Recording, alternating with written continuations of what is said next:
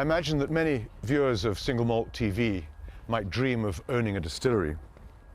Well, I'm with someone who has realized his dream, Francis Cuthbert, who has built a distillery at Daftmill in Fife. How long have your family been living here, Francis? Our family have stayed here, there'll be 6 generations now of our family have lived here, but we didn't actually own the estate until 1984.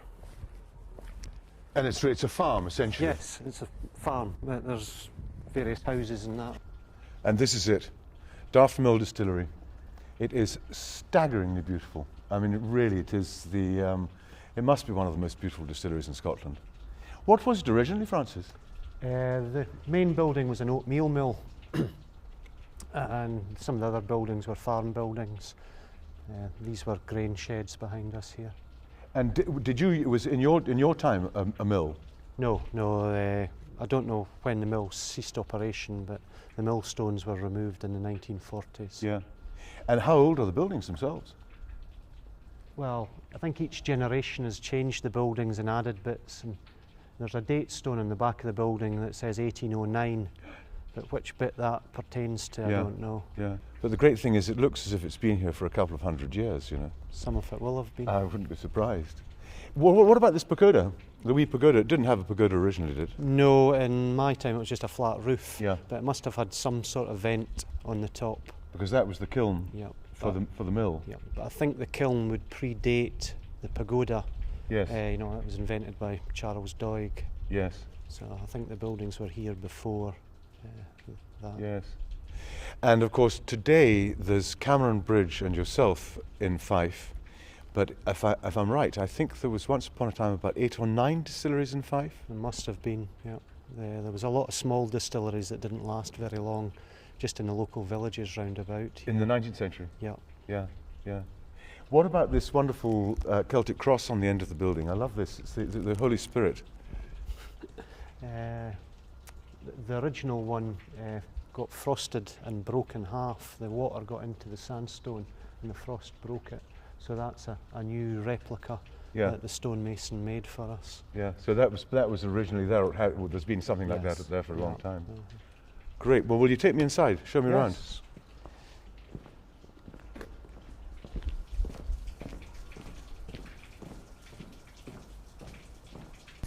This is the original kiln. This would have been used for drying the grain off the farm and for roasting the oats. Yeah. And so there would have been a fire here in the middle? Yes. And there was brick which curved up to the black mark on the walls. I can see that, yeah. And then the metal grill would have been at the level of the back. Wedge wire floor on the top of it. And for drying the barley, the sacks would have just been sat on the top of that. And for roasting the oats, they would have been spread out across the floor. Yeah. And so your grist arrives here. You mill it somewhere else? Yes, we mill it on another part of the farm into these wheelie bins, which are very convenient for handling in through small doors. Yeah. And a wheelie bin holds 100 kilos. Fife County Council, are they still looking for these ones? No, these are our new paper recycling ones. But it's it's not a doorstep collection. You're meant to take them to the road end. So I don't think my 80-year-old mother is going to fill a bin full of paper. It's 2 miles to the main road. Yeah. So then they're emptied into this? Just simply tipped into the hopper. It's elevated up and so a screw conveyor through the wall into the mash tun. And the mash tun's just through the wall? Just on the back of the wall. Yeah. Great, let's go and look at that. What a beautiful little tun room. And here's your tun. Isn't that a cracker? How much grist do you fill? We do a 1 ton mash at a time. 1 ton at a time? Yeah. Yeah. How much water, first water? We use 4,000 litres of first water at about 64.5 degrees and 2,000 litres of second water. But we can adjust it slightly if we don't get quite as much out the first waters. We can add more second waters if we need to. Yeah. Well, so tell me now, the grist comes up through here. From next door, and comes through this screw conveyor, drops into the steels mashing machine, where it's mixed with hot water coming up from underneath, and it mixes it into a thin gruel, a sort of watery porridge, into the mash tun, and that's when the extraction starts. And how long do you leave it? Do you stir it and then leave it? We mash the full ton in first, then rake it, stir it up for about 10 minutes, vigorous agitation, and then we let it sit for an hour to infuse. Basically making a good pot of tea. Yeah, yeah. Put it in, give it a stir up and let it sit. Yeah. And then drain that off. Drain it through the floor into the underback here, and then it's pumped through the wort cooler and up along the wort line into one of our 2 washbacks. Right. Tell me something about this particular room, Francis. This was the heart of the mill. This was the old oatmeal mill, yeah. The mill stones sat approximately where the 2 brewing vessels are. The oats would come in the door and would be lifted up through the 3 floors. There's another level above us, just about up here, another floor level in here. Gosh, so it's quite low. Yep. And next door was the kiln. They were carried through and spread out on the kiln floor where they're roasted, then shoveled back through the little chute at the bottom to be milled, to be bagged up. I see. So the bags would come up and they would go into the kiln, and then they would come back out onto the floor above us, and then they would fall down into onto the stones. Onto the mill stones, which would be sitting slightly below us. And they were driven by a water wheel? Water wheel next door. With the laid that way? Yes. The wheel was on the outside of the building. Yeah. Yeah, and having been ground, then they'd be bagged up here? Yes. And then shipped out of the through the door into a waiting horse and cart. Yeah. And what was the condition of the building when you started to convert it into a distillery? It was getting quite tired. There'd been several hundred pigeons in residence for a number of years. So it wasn't really used for anything? No, no. The last calendar hanging on the wall was 1942. Wow, yeah. Yes. Just been used for storing rubbish, really. Yeah.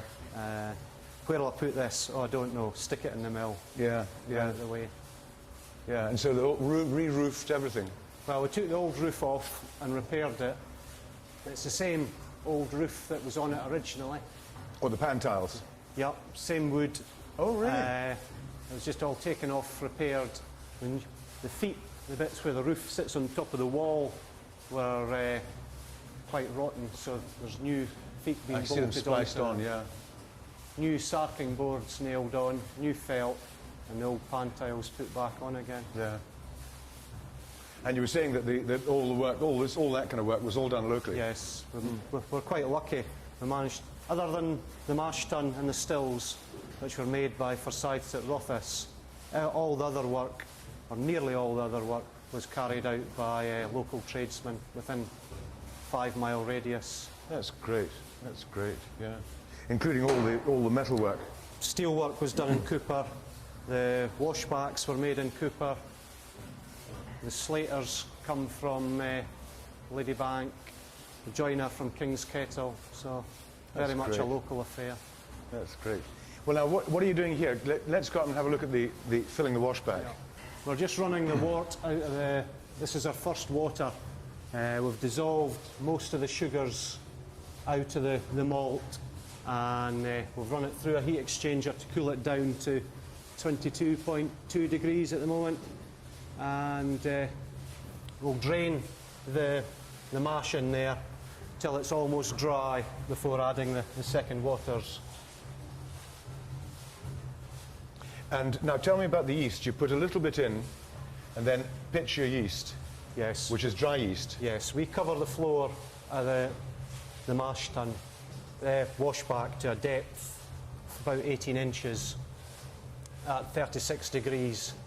Add the yeast to rehydrate it, and then pump the rest in at about 22 degrees. It depends on, you have to try and guess what the temperature is going to be the next couple of days. During the summertime we were pitching about 19 degrees. If it's really frosty and cold, we'll go as high as 24, 25 degrees. We want to get the temperature in the once the yeast starts going, it generates its own heat, and we want that to go up to about 32, 33 degrees. You don't want it going much higher than that, or the heat will actually kill the yeast, but you need it that high to get the yeast cells to autolyse, which then gives you a lot of good fruity flavours. How much yeast do you pitch? 1 packet to a washback, 7 kilos, which is slightly over yeasted, but it's a convenient way to do it. Yeah. And then what will be your charge? How much worts will you put in? We'll have between 5,000 and 5,500 litres of wort in there. And then how long do you ferment for? We do quite a long fermentation, 96 to 100 hours. Wow, that is long, yeah. Again, to try and generate fruity flavours. Yeah, that should generate fruity flavours. Yeah. Can I just check this a minute? Do, yeah.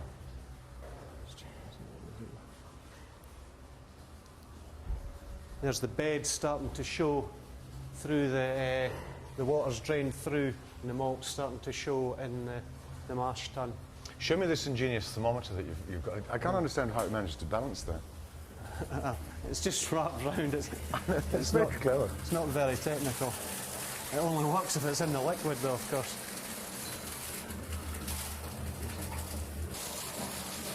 It's dropping now slightly. The flow rate will be decreasing slightly. 21.2. It's still very sugary, or is it starting to like get watery? Yeah, that's your Horlicks Ovaltine. No, it's not as sugary as it was. When you start off first, the sugars are heavy, so they sink to the bottom. So you get the really sugary stuff first. And that's starting to lose it a little bit. But I was saying, it smells to me like a bit like minestrone soup. It's got a sort of nice, sort of spicy smell to it. Chocolate in the mouth. It's quite addictive. I bet. Well, the good old boys in the day, they used to drink it, didn't they, as Joe? No. Once fermented. Once it's fermented, yeah. you can drink the beer. I can give you a taste, but it's pretty rough. It tastes like wheat beer to me. It gives you wind. It will do. Well, I've heard it described as giving you the scoots. The scoots, I can believe that. Yeah.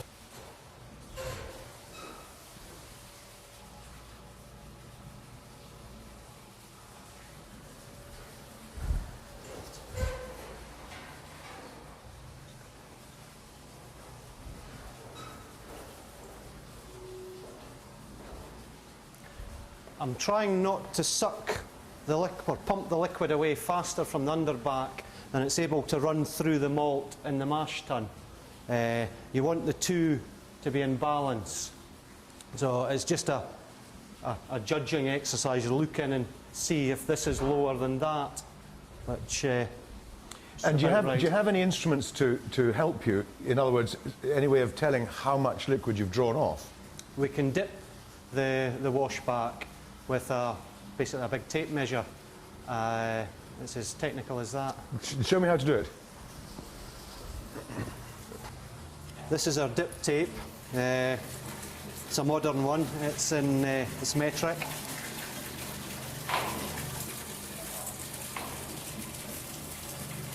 We know that the height of our washback is 366 centimetres.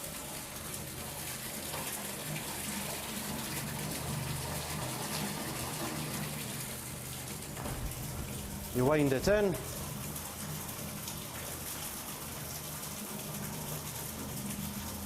And there you have a wet dip of 136.4 centimetres. You refer to your calibration tables. Washback number 2, 136.4 gives you 2,949 litres. It's not terribly accurate because it's sloshing about a wee bit in there at the moment. And what would you expect? I'm looking for about 3,000 litres at the moment, so it's just about there.